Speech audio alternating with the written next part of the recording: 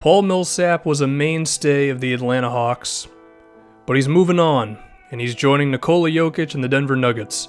And when we look at the Nuggets, and we insert Millsap, I think he could be the perfect power forward for them. We're going to start on the defensive side of the floor before we get into offense.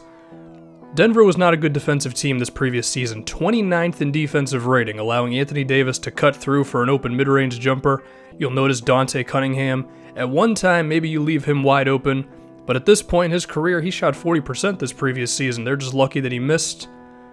And then this here, Jamal Murray, I'm not going to give him much of a chance to defend one-on-one, even against E'Twaun Moore.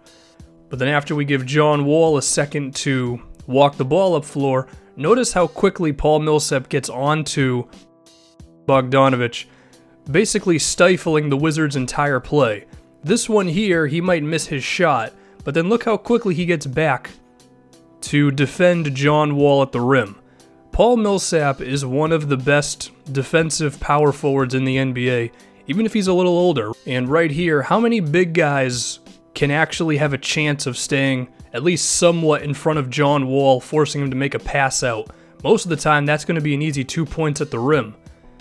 So the Nuggets can hopefully see their defense just get better with Paul Millsap there.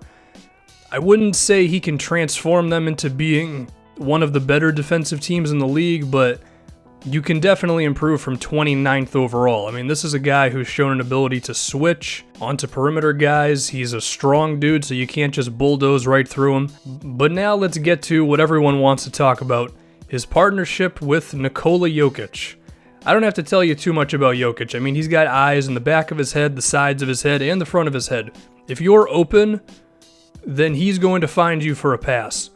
Here's the thing, Paul Millsap is quietly one of the best passing big guys in the NBA. Averaged almost 4 assists this previous season and got over 4 assists in the first round against the Wizards. And when you have two passing big guys like this, the offensive capabilities are pretty high. If at any moment you want to run the offense through Millsap with a pick and roll or a pick and pop, or do the same thing with Jokic, and given that these are two guys who are effective at scoring at the rim, if you provide any sort of help defense, these guys are going to find the open man. So I can see it now where Denver has a lot of open shots this season just off of these two being involved in something. But another thing I want to talk about is both of their abilities to dribble up the floor off of a rebound, because good things happen from this a lot. Millsap has grown very comfortable with going coast to coast, and Jokic pretty much makes a living out of it already. Even if it doesn't result in an immediate bucket, Gallinari had a mismatch there. He was able to post up on a point guard. So as long as Denver's defense is not god-awful and they're not constantly taking the ball out from under the basket, they can get into their offense very quickly. They don't have to take the couple of seconds to get it to the point guard. And like I said, good things happen when your big man brings it up floor. Like Anthony Davis getting a really stupid reaching foul. It's like the basketball gods shine on your big guy when you do this. But now, what about when these two want to score, because they're not just going to pass the ball? Both of these guys can put the ball in the rim. Well, one thing is, I already said, these guys can play in the pick and roll as well as the pick and pop. But if we talk about Paul Millsap, here's his shot chart for you.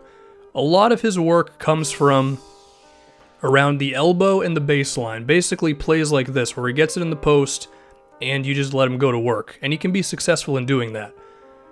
How can Nikola Jokic help him out? Well, his shooting is intriguing.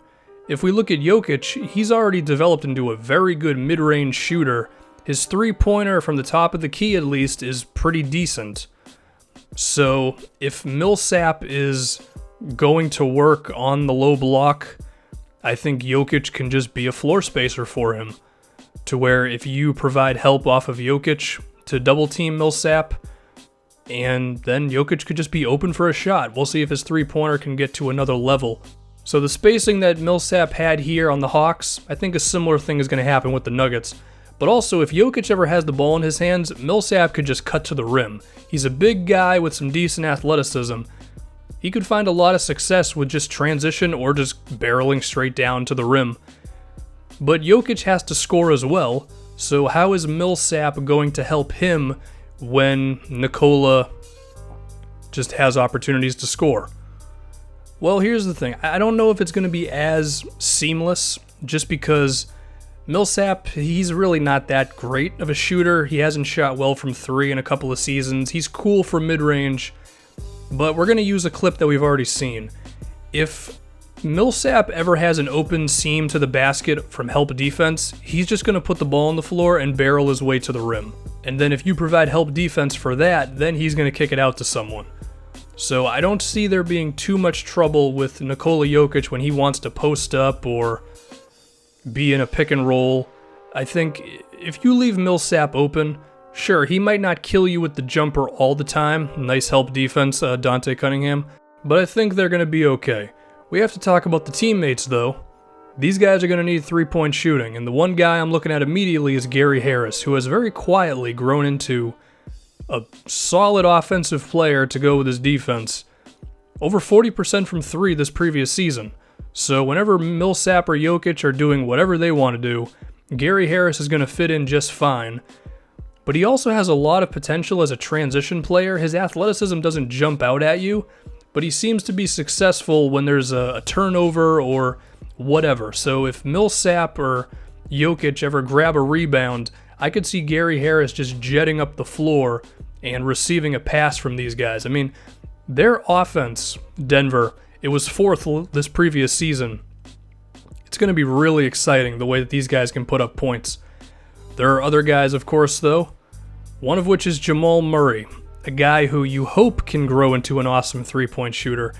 There was a stretch of his rookie year where he was awesome from outside, but he struggled as the season moved along. What's his shooting going to be? Is he going to be someone who you just can't leave open?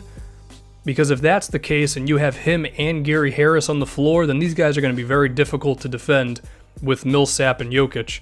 But if Murray's three-pointers are not going in, then that's going to give you another avenue for help defense, which is just going to hinder this team's potential just a bit. But I do have high hopes for Murray because he has shown some potential for that.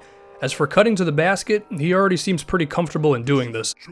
So all these types of plays you're seeing here, whether they're handoffs or coming off of one screen, expect to see a lot of this with the two big guys for Denver. I mean, this play right here is essentially what you're going to see just a lot more of this season. Him cutting and receiving a pass from Jokic, allowing him to get to the free throw line. The other starter, at least who I think it'll be, is Wilson Chandler. Outside of 2 seasons, he's never been that great of a three-point shooter. Maybe he could generate so many open shots being in this offense that he could manage to at least get to league average, but he only shot around 33% this season, and he could be someone who the defense could help off of to get extra defenders on the frontcourt guys. But at the same time, Chandler is not a one-trick pony. He has an ability of attacking the basket, and he can be a really good cutter in this offense.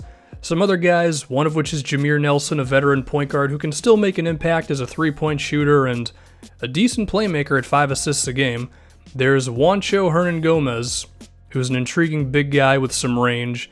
And then there's also Darrell Arthur, another shooter at the power forward position. Lots of spacing potential for this Nuggets team. Now, as for Danilo Gallinari, all the rumors I've seen would lead me to believe he's not going to be on the Nuggets next season. He's going to sign somewhere else. If he came back, then the offensive potential would just be through the roof, because I think he's one of the most versatile offensive players in the league with his size and his shooting and ability to put it on the floor as well as attack mismatches. But who knows if he's actually going to be here.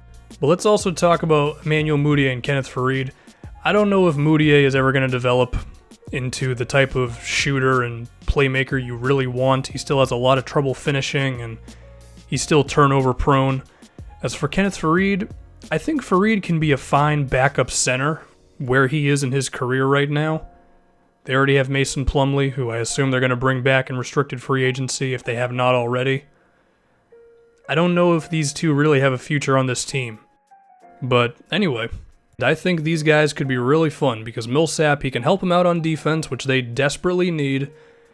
His offensive versatility with his passing and ability to finish as well as attack and transition with the ball in his hands, combine that with Nikola Jokic, some intriguing young players and shooters, these guys could be pretty fun.